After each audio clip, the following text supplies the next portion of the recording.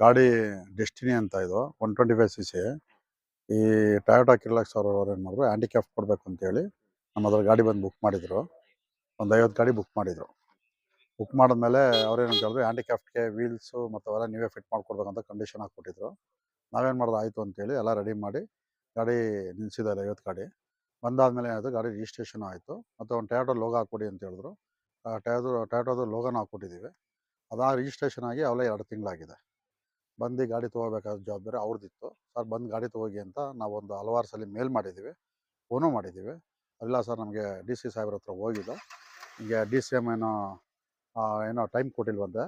ಯಾಕಂದರೆ D C M ಅವರ ಗಾಡಿ ಇದನ್ನು ಇದು ಮಾಡಬೇಕು ಅಂತ ಹೇಳಿ ಅವರು ಮನಸ್ಸಲ್ಲಿ ಇತ್ತಂತೆ. ಯಾರೋ ಟೊಯೋಟೋದವ್ರದ್ದು ಅದೊಂದು ಪಾಲಿಸಿ, ಡಿ ಸಿ ಎಮ್ ಅವ್ರು ಏನೋ ಗಾಡಿ ಕೊಡಬೇಕು ಅಂತ. ಅದರಿಂದ ಡಿ ಸಿ ಎಮ್ ಅವ್ರು ಇನ್ನೂ ಅಪಾಯಿಂಟ್ಮೆಂಟ್ ಏನೋ ಕೊಟ್ಟಿಲ್ಲ ನಮಗೆ. ಡಿ ಸಿ ಸಾಹೇಬ್ರ ಹತ್ರ ಮೊನ್ನೆ ಹೋಗಿ ಮಾತಾಡ್ಕೊಂಬಂದು ಅವ್ರು ಅಪಾಯಿಂಟ್ಮೆಂಟ್ ಕೊಟ್ಟಾಗ ಬಂದು ಎತ್ಕೊಯ್ತೀನಿ ಅಂತ ಹೇಳಿದ್ರು. ಸರ್ ನಾವೊಂದು ನೋಡಿ ಸರ್, ಗಾಡಿ ರಿಜಿಸ್ಟ್ರೇಷನ್ ಅಂದಮೇಲೆ ಗಾಡಿ ಜವಾಬ್ದಾರಿ ನಮ್ಗೆ ಮುಗೀತು. ಬಂದು ಗಾಡಿ ತೊಗೋ ಜವಾಬ್ದಾರಿ ನಿಮ್ಮದು. ಅವೆಲ್ಲ ಗಾಡಿ 3 ತಿಂಗಳಾಗಿದೆ ಗಾಡಿ ರಿಜಿಸ್ಟ್ರೇಷನಲ್ಲಿ ಆಗಿ.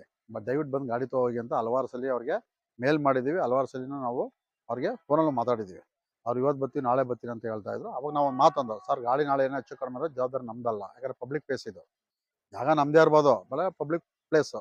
ಡಿ ಸಿ ಆಫೀಸ್ ಹತ್ರ ತೊಗೋ ಗಾಡಿ ಹಾಕೊಳ್ಳಿ ಅಂತ ನಾವೊಂದು 10 ಸಲಿನೂ ಹಲವಾರು ಸಲ ಹೇಳ್ದೆ ಅವ್ರಿಗೆ.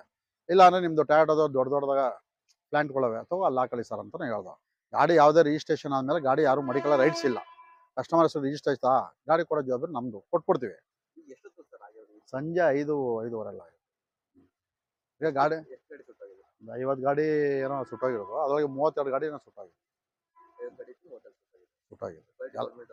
ಬಂದೆಲ್ಲ 6 ಸಾವಿರ ಎಲ್ಲ ಗಾಡಿಗೂ ರಿಜಿಸ್ಟ್ರೇಷನ್ ಆಗಿದೆ. ಎಲ್ಲ ಕಸ್ಟಮರ್ ಹೆಸರಿಗೆ ರಿಜಿಸ್ಟ್ರೇಷನ್ ಆಗಿದೆ. ಬಟ್ ಕಂಪ್ಲೇಂಟ್ ಕೊಡಬೇಕಲ್ಲ ಸರ್, ಕಂಪ್ಲೇಂಟ್ ಕೊಡಲೇಬೇಕು. ಬಟ್ ಜವಾಬ್ದಾರಿ ನಮ್ಗೆ ಬರಲ್ಲ. ಯಾಕಂದ್ರೆ ನಾವು ಹಲವಾರು ಸರಿ ನಾವು ಹೇಳಿದ್ದೀವಿ, ಗಾಡಿ ರಿಜಿಸ್ಟ್ರೇಷನ್ ಆಮೇಲೆ ಮುಗಿದೋಯ್ತು. ಬಂದು ಗಾಡಿ ತೊಗೋ ಜವಾಬ್ದಾರಿ ಅವ್ರದ್ದು. ಅವ್ರು ಏನು ಮಾಡಿದ್ರು, ಅವ್ರ ಜಾಗ ಇಲ್ಲ ಅಂತೇಳಿ ಇಲ್ಲಿ ಬಿಟ್ಟವ್ರೆ. ನಮ್ಮದೇ ಜಾಗ ಇಲ್ಲ ಅಂತಲ್ಲ, ಗೊತ್ತಿಲ್ಲ ಸರ್. ಮೋಸ್ಟ್ಲಿ ನನ್ನ ಪ್ರಕಾರ ಏನಾದ್ರೆ ಬಿಸಿಲಲ್ಲಿ ನಿಲ್ಸಿರ್ತೀವಲ್ಲ, 3 ತಿಂಗಳಾಗಿರ್ತದಲ್ಲ ಗಾಡಿ. ಈಗ ನೋಡಿದ್ರೆ ಪೆಟ್ರೋಲ್ ಇರ್ತದೆ, ಮೋಸ್ಟ್ಲಿ ಪೆಟ್ರೋಲ್ ಏನಾರು ಬ್ಲಾಸ್ಟ್ ಆದರೂ ಆಯ್ತು, ಹೇಳೋಕ್ಕಾಗಲ್ಲ. ಬ್ಯಾಟ್ರಿಯಿಂದನೂ ಅಕಸ್ಮಾತ್ ಆಗ್ಬೋದು. ಗಾಡಿ ಹೆಂಗೆ ಅಂತ ಹೇಳೋಕ್ಕಾಗಲ್ಲ. ಬಟ್ ಅಲ್ಲಿ 5-5:30 ಆಗಿರೋದು. ಬಟ್ ಯಾರೂ ಏನೂ ತೊಂದರೆ ಕೊಟ್ಟಿಲ್ಲ ಇಲ್ಲಿ. ಬಟ್ ನನ್ನ ಪ್ರಕಾರ ಏನು ಅಂದರೆ ಆಕಸ್ಮಿಕವೂ ಆಗಿದೆ ಅಂತ ಅನ್ಸುತ್ತೆ. ಯಾಕಂದರೆ ಹೆವಿ ಬಿಸ್ತಿರೋದಕ್ಕೋಸ್ಕರ ಗಾಡಿ ಏನಾಯ್ತದೆ, ನಿಂತಾಗ 3 ತಿಂಗಳು ನಿಂತಿದ್ದಾಗ ಏನಾಯ್ತದೆ ಅಂದರೆ, ಈ ಸಾಮಾನ್ಯವಾಗಿ ಪೆಟ್ರೋಲು ಹತ್ಕೊಳ್ಳೋದು, ಬ್ಯಾಟ್ರಿ ಬ್ಲಾಸ್ಟ್ ಆಗೋದು ಸಾಮಾನ್ಯವಾಗಿ ಇರ್ತವೆ. ಕಂಟಿನ್ಯೂ 3 ತಿಂಗಳು ನಿಂತ್ಕೊಂಡು